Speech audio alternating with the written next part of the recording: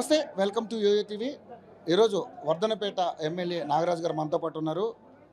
మరి ఇప్పుడు జరుగుతున్నటువంటి రాజకీయ పరిణామాల మీద ఆయన గురించి కొన్ని విషయాలు మనం తెలుసుకునే ప్రయత్నం చేద్దాం. ఎందుకంటే బీఆర్ఎస్ ప్రభుత్వం పదే పదే ఎలిగేషన్ చేస్తూ ఉంది, 6 గ్యారెంటీల మీద కావచ్చు.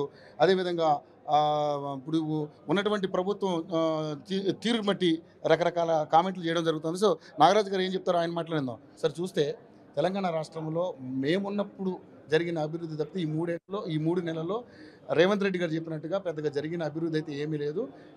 రైతులు కూడా కరెంటు లేక చాలామంది పొలాల దగ్గర చనిపోతున్నారని చెప్పి రకరకాల కామెంట్లు చేస్తూ ఉన్నారు. సార్, దాని మీద ఏం మాట్లాడతారు? నమస్తే అండి. ఇప్పుడు చనిపోతున్నారు రైతులు?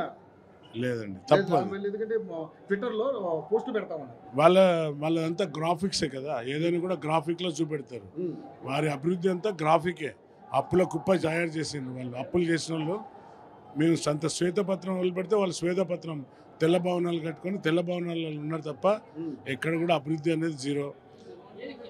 మన యొక్క నిగులు బడ్జెట్తో వచ్చిన రాష్ట్రాన్ని అప్పుల కుప్పగా తయారు చేసిపోయిన బీఆర్ఎస్ ప్రభుత్వం, వారికి నైతిక విలువలు లేవు. వాళ్ళు ఎంత మాట్లాడినా ప్రజలు గమనిస్తున్నారు. వాళ్లకు కాళేశ్వరం అనేది ఏటీఎం మిషన్ లాగా తయారైంది. ఏటీఎం మిషన్ ద్వారా వాళ్ళు డబ్బులు వచ్చినాయి వాళ్ళకి తప్ప ఎక్కడ కూడా అభివృద్ధి అనేది జీరో. వాళ్ళు ఎంతసేపు మేము భవనాలు కట్టినాం, భవంతులు. ఇప్పుడు ఉన్నోడు ఎవడైనా కూడా ఇల్లు కట్టుకునేటప్పుడు 1-2 సార్లు ఆలోచిస్తాడు. అప్పు అనేది ప్రతి రాష్ట్రం చేస్తుంది, చేయదని అంటలేను. కానీ తనకు మించి చేయడం అనేది అప్పు అనేది చాలా ప్రమాదకరం. ఇప్పుడు ఒక ఇల్లు కట్టేవాడు బ్యాంక్ లోన్కి పోతాడు, ఆ రీపేమెంట్ ఎట్లా చేస్తాడు అనేది ఆలోచిస్తాడు. నాకు వచ్చే ఎంత ఇన్కమ్ ఉన్నది, ఎట్లా కట్టాలి రీపేమెంట్ అనేది ఆలోచించి అప్పు చేస్తారు. ఈయన ఎక్కడ చూసినా అన్ని కుదబెట్టి బ్యాంకులకు. మా వరంగల్ సెంట్రల్ జైలు తీసుకుందాం, ఎగ్జాంపుల్ చెప్తాను. వరంగల్ సెంట్రల్ జైలును మహారాష్ట్ర బ్యాంకులో కుదబెట్టి ఎన్ని కోట్లు ఎత్తుకపోయిందో మీకు తెలుసు. అత్యాధునికమైనటువంటి టెక్నాలజీతో అద్భుతమైనటువంటి హాస్పిటల్ కడుతున్నారని చెప్తారు కదా. ఎందుకండి, మా ఎంజిఎం ఎంత గొప్ప ఎంజిఎం మహాత్మా గాంధీ హాస్పిటల్ అంటే అప్పుడు ఉమ్మడి తెలంగాణలో చాలా ప్రాధాన్యమైన ఎంజిఎం మహాత్మా గాంధీ హాస్పిటల్ను నువ్వు అంత 25 అంతస్తుల భవనం కట్టి సూపర్ స్పెషాలిటీ కట్టాలనుకుంటే అక్కడ చాలా ప్లేస్ ఉంది. నువ్వు జైలును పడగొట్టి వాళ్ళ జైలు ద్వారా ఎంతమంది జైల్లో ఎవరు ఉంటారండి? అమాయకులు, చాలా గరీబులు. ఎవరు మర్డర్ కేసుల్లో, లేకుంటే ఆ క్షణిక ఆవేశం మీద మర్డర్ కేసు చేసిన వాళ్ళు, లేకుంటే చిన్న దొంగతనాలు చేసిన వాళ్ళు, చిన్న కొట్లాటలు. అక్కడ జైల్లో ఇలాంటి యొక్క వైట్ కాలర్ అఫెన్స్ అంటే 390 కానీ బీఆర్ఎస్ అంటేనే 390కి మారిపోయారు. 390 అంటే దోపిడీదారులు. మమ్మల్ని మా పథకాలన్నీ 420 అని మాకు పేరు పెట్టారు. నేనేమంటున్నా అంటే 390 కానీ బీఆర్ఎస్ ప్రభుత్వం అనేది దోయడం దాచుకోవడం చేసింది తప్ప అభివృద్ధి అనేది జీరో అండి. మీరు ఎగ్జాంపుల్ తీసుకోండి, వాళ్ళు కానీ ఉద్యోగాలు ఇవ్వాలంటే 10 ఏళ్లలో ఎన్ని ఉద్యోగాలు ఇవ్వాలండి? ఎక్కడ కూడా ఇవ్వలేదు. మా యొక్క ప్రభుత్వం వచ్చినాక మా యొక్క గౌరవ ముఖ్యమంత్రి గారు చాలా పేదరికం నుండి, అంటే కష్టపడి వచ్చిన జీవి కాబట్టి కష్టాలు తెలుసు కాబట్టి తక్షణమే నర్సులకు ఉద్యోగం 6,900 చిల్లర ఇవ్వడం. అలాగే కారుణ్య నియామకాలు, అంటే ఎవరైతే ఆర్టీసీలో చనిపోయి తర్వాత మన కోల్ మైన్స్లో చనిపోయిన వాళ్ళని ఎంతోమందికి ఉద్యోగాలు ఇచ్చిండ్రు. తర్వాత పోలీసు ఉద్యోగాలు అన్నీ కోర్టు వివాదాల్లో ఇరికిచ్చి వారికి ఉద్యోగాలు రాకుండా చేయడం వారి యొక్క లక్షణం.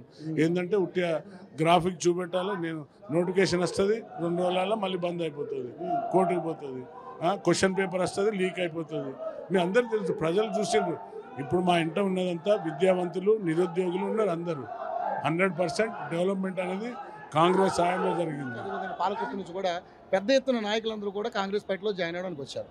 కారణం ఏంటి సార్? ఎందుకంటే ఆ పార్టీలో గత ఎమ్మెల్యే ఎవరైతే మన ఆరూరు రమేష్ గారు ఉన్నారో ఆయన వేల కోట్ల రూపాయలు ఈ నియోజకవర్గానికి తీసుకొచ్చి అభివృద్ధి చేశామని చెప్పి చెప్తూ ఉన్నప్పుడు ఎందుకు ఇలాంటి పరిణామాలు జరుగుతూ ఉన్నాయి? రమ్మనండి, ఛాలెంజ్ చేద్దాం, ఎక్కడున్నదో చూపెట్టమని. ఏం అభివృద్ధి చేసిండు? ఒక డిగ్రీ కాలేజ్ కట్టించిండా, లేకుంటే ఒక మున్సిపల్ కోర్టు తెచ్చాడా? అక్కడ చాలామంది చాలా రకాల, కనీసం రోడ్లు వేసినావు, నువ్వు కాంట్రాక్టర్ కాబట్టి నీ యొక్క లబ్ధిదారుకి కోసం అదైతే ఉన్నా రోడ్లు వేసినావు, ఒక మురికి కాలువ కట్టలేదు. కనీసం ఎవరైతే బడుగు బలైన వర్గాలు ఉన్నదో ఒక ఇల్లు ఇవ్వలేదు, నువ్వు ఇల్లు కట్టలేదు. గొప్పలు పలికిండ్రు డబుల్ బెడ్రూమ్లు ఇస్తా అని. ఆ కేసీఆర్ గారు ఫామ్ హౌస్లో పండుకొని అల్లుడాస్ ఎక్కడ ఉండాలి, మేకలు ఎక్కడ కడుతూ, ఎక్కడ కూడా ఒక ఇల్లు ఇవ్వలేదు కదా. మీరు రండి, వచ్చి చూడండి. వర్ధనపేట నియోజకవర్గం ఏం జరిగింది 100% రండి, మీరు చూపెడతాం. ఏం చేసిందో చూద్దాం, ఏం అభివృద్ధి ఉన్నదో చూపెట్టమనండి, నేను మాట్లాడతాను, డిబేట్కి రమ్మనండి. సో మొత్తానికి అయితే ప్రతి గ్రామానికి కానీ ప్రతి మండలానికి కానీ పెద్ద ఎత్తున దళిత బంధు నిధులు అందజేసింది మా ప్రభుత్వం చెప్తా ఉన్నారు. దళిత బంధు దోసుకున్నారండి. దళిత బంధు కాదు అది, వాళ్ళ పార్టీ బంధు. అది పార్టీ వాళ్ళు ఎవరైతే కార్యకర్తలు ఉన్నారో వాళ్ళకి వేసుకున్నారు తప్ప నిజమైన దళితునికి ఎవరికి కూడా రాలేదు. అది మేము ఛాలెంజ్ చేస్తున్నాం కదా. దళిత బంధు అనేది కానీ దళితులకు వస్తే వాళ్ళే గెలిచేవారు. అదంతా ఉట్టిగా వారి యొక్క పార్టీ కార్యకర్తలకు ఇచ్చుకున్నాడు, వాళ్ళ బంధువులకు ఇచ్చుకున్నాడు తప్ప నిజమైన ఎవరైతే దళితుడు కష్టాలు ఉన్నాడో వాళ్ళకి ఇవ్వలేదు. ఓకే, సో ఒక ఏక్నాథ్ సిండే లాగా ఈయన కూడా మారే పరిస్థితి ఉంది. రేవంత్ రెడ్డి గారు బీజేపీ పార్టీకి దాసోహం అయిపోయాడని చెప్పేసి వాళ్ళు కూడా మాట్లాడుతూ ఉన్నారు. పగటి కళలు వాళ్ళు అన్ని పగటి కళలు అంటున్నారు. ఛాలెంజ్ చేసి డ్యాన్స్ మీద మాట్లాడిండు. మనకు గౌరవం ఇవ్వవలసిన బాధ్యత, మన ప్రధానమంత్రికి గౌరవం ఇవ్వవలసిన బాధ్యత ఒక భారతదేశ పౌరుడిగా, ఒక తెలంగాణ యొక్క ముఖ్యమంత్రిగా ఆయన ప్రథమ కర్తవ్యం. That is the right of all the citizens. We have to respect the prime మినిస్టర్ని. సరే, రాజకీయం వేరు, అభివృద్ధి వేరు. రాజకీయం వచ్చినప్పుడు రాజకీయంగా వీ కెన్ క్రిటిసైజ్ ద ప్రధాని Modi. That is not wrong. వేరే ఎక్కడైతే డెవలప్మెంట్ ఉన్నదో అక్కడ మాట్లాడతాం. ఏవైతే డిమాండ్స్ ఉన్నాయో అడిగిండి అక్కడ పోయి. మాకు రావాల్సినవి చాలా ఉన్నాయి, మేము ప్రధాని మోడీ గారికి ప్రధానమంత్రిగా మేము రెస్పెక్ట్ ఇస్తామని క్లియర్గా చెప్పిండు. ఇక అంతకంటే తెలివి లేకుండా మాట్లాడితే ఏం చేయలేము దాన్ని. హరీష్ రావు గారు కాంగ్రెస్ పార్టీ వదిలేసి రేవంత్ రెడ్డి గారు బీజేపీ పార్టీలో జాయిన్ అవుతాడేమో అని చెప్పేసి మాట్లాడుతూ ఉన్నారు. ఎవరు తిరుగుతారో చూద్దాం, త్వరలో తెలుస్తుంది కదా. రేవంత్ అన్నను క్రిటిసైజ్ చేస్తున్నారు. ఏదో వాళ్ళ అడ్వాంటేజ్ తీసుకొని ఒకసారి ముఖ్యమంత్రి భట్టి గారు అవుతారు, ఒకసారి మా ఉత్తమన్న గారు అవుతారు అని అట్లా కావాలని చీలికలు తెద్దామని చూస్తున్నారు. కానీ అది కాని పని. అందరు టీం వర్క్. ఇది కాంగ్రెస్ అనేది టీం వర్క్ చేసింది. అధిష్టానం ఏదైతే నిర్ణయం తీసుకుందో ఆ నిర్ణయం పైన ఇక్కడ ప్రభుత్వం అన్ని అభివృద్ధి పనులకు ముందుకు వెళ్తున్నాం. సో 100% మాకున్న కాన్ఫిడెంట్ మాకున్నది. రేవంత్ అన్న అట్లా ఎలాంటి కూడా ఎవరు కూడా అట్లా క్రిటిసైజ్ చేసే అధికారం లేదు. వాళ్ళు 6 గ్యారెంటీల విషయంలో కాస్త వ్యతిరేకత వస్తున్న మాట మాత్రం వాస్తవం అని చెప్పేసి మాట్లాడుతూ ఉన్నారు. ఎందుకంటే 15,000 రూపాయలు ఇస్తాను ఎకరానికి అని చెప్పిన వాళ్ళు సేమ్ మళ్ళీ పాత పద్ధతిలోనే అదే 5,000 రూపాయలు ఇవ్వడం, అది కూడా పూర్తి స్థాయిలో అందరికీ ఇవ్వకుండా చేస్తూ ఉన్నారు. ఎందుకు ఇలాంటి జరుగుతుందని చెప్పేసి మాట్లాడుతున్నారు. లేదు, తప్పండి. అది ఒక ప్రణాళిక చేస్తున్నాం. ప్రణాళికంగా పోతున్నాడు రేవంత్ ముఖ్యమంత్రి గారు, బట్టి విక్రమార్క గారు. ప్రతిదీ కూడా ఒక సిస్టమేటిక్గా ఒక ప్రణాళిక లేక చేసే కదా తెలంగాణను అప్పుల కుప్ప చేసింది.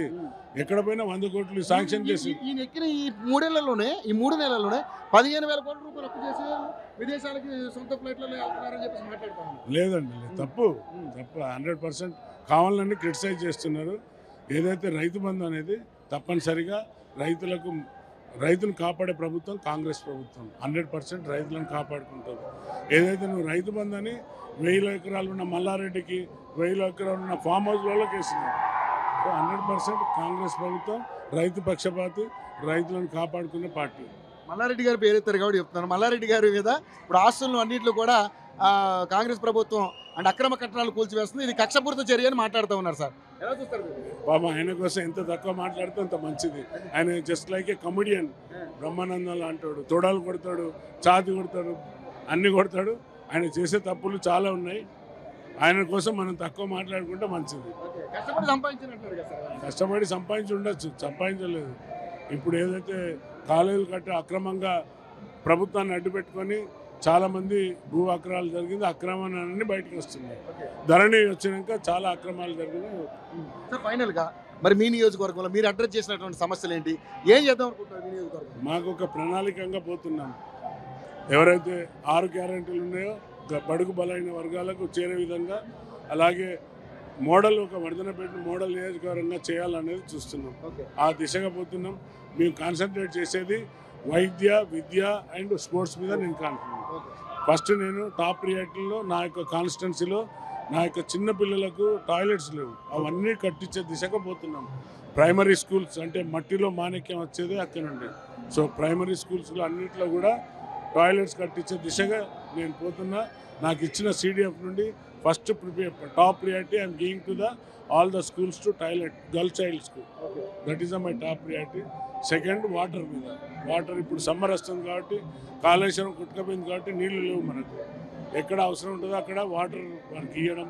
తర్వాత 100 పడకలని వర్ధనపేటకు డిక్లేర్ చేసిండ్రు, ఓన్లీ గ్రాఫిక్లో చేసిండ్రు.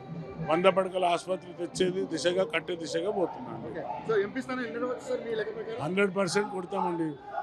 17 టార్గెట్ చేసినాం, 14 to 15 కొడతామండి. ఓకే, వాళ్ళేమో ఆప్కి బార్ 400 పార్ అని అంటున్నారు వాళ్ళు ప్రతిసారి అంటారండి, వాళ్ళు ఆప్కి బార్ 400 బీసా 400 బార్ అని వాళ్ళే చూస్తారు. ఇప్పుడు మోదీ ఇచ్చిన వాగ్దానాలన్నీ ప్రతి సంవత్సరం 2.5 లక్షలు 3 లక్షల ఉద్యోగాలు 20 లక్షల ఉద్యోగాలు ఇస్తాడు. ప్రతి ఒక్క గరీబ్ అని యొక్క 15 అకౌంట్ ఇస్తాడు. 15,000 ఎక్కడ పడ్డాయని నల్లధనం బ్యాగ్ తెస్తాడు, తెలియదు. అన్నీ అమ్ముతున్నాడు కదా, LIC అమ్మేస్తున్నాడు, రైల్వే అమ్మిండు, అన్నీ అమ్ముతున్నాడు కదా, BSNL. ఏదైతే ఇది మీ కాంగ్రెస్ ప్రభుత్వం 60 ఏళ్లలో సంపాదించిన పబ్లిక్ ప్రాపర్టీ, అంటే ప్రజలకు సంపాదించిన ప్రాపర్టీని అంతా దోసుకొని పోతున్నది బీఆర్ఎస్ ప్రభుత్వం. మీరు చూసింది కదా, మొన్న సుప్రీంకోర్టు ఇచ్చినా కూడా ఆ యొక్క బాండ్స్ను, ఏదైతే ఇల్లీగల్ బాండ్స్, ఏదైతే 9 లక్షల బాండ్లను కూడా ఇంతవరకు రిలీజ్ చేయలేదు. So that is the BJP party. Thank you so much.